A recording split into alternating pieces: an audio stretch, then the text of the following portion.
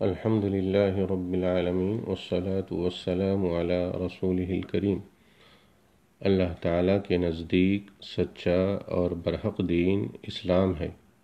یہی اللہ تعالیٰ کا پسندیدہ دین ہے۔ اس کے علاوہ جتنے دین ہیں وہ سب کے سب باطل ہیں۔ دین اسلام کے علاوہ کسی اور دین کے پیروکار یقیناً دنیا میں بھی خسارے میں ہیں اور آخرت میں بھی خسارہ ہی پائیں گے، اور انہیں اللہ تعالیٰ کی ناراضگی اور اس کے عذاب کے سوا کچھ نہیں ملے گا۔ اللہ تعالیٰ کا فرمان ہے ان الدین عند اللہ الاسلام، بے شک دین یعنی دین برحق اللہ تعالیٰ کے نزدیک اسلام ہی ہے۔ سورہ آل عمران آیت نمبر 19۔ اللہ تعالیٰ کا فرمان ہے الیوم اکملت لکم دینکم واتممت علیکم نعمتی ورضیت لکم الاسلام دینا۔ آج میں نے تمہارے لیے تمہارا دین مکمل کر دیا اور اپنی نعمت تم پر پوری کر دی، اور اسلام کو بحیثیت دین تمہارے لیے پسند کر لیا۔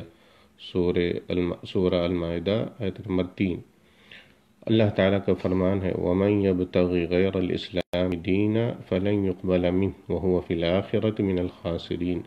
اور جو شخص اسلام کے سوا کسی اور دین کا طلبگار ہوگا تو اس سے ہرگز قبول نہیں کیا جائے گا، اور وہ آخرت میں نقصان اٹھانے والوں میں سے ہوگا۔ سورہ آل عمران آیت نمبر 85۔ اسلام تمام انبیاء کرام علیہ السلام کا دین ہے۔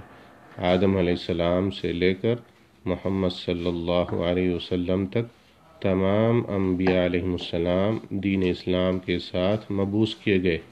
ان سب کا دین ایک ہی دین تھا، یعنی اصول، مبادی اور بنیادی احکام کے لحاظ سے تمام انبیاء علیہ السلام کا دین ایک ہی تھا۔ واللہ تعالی اعلم۔ السلام علیکم ورحمۃ اللہ وبرکاتہ۔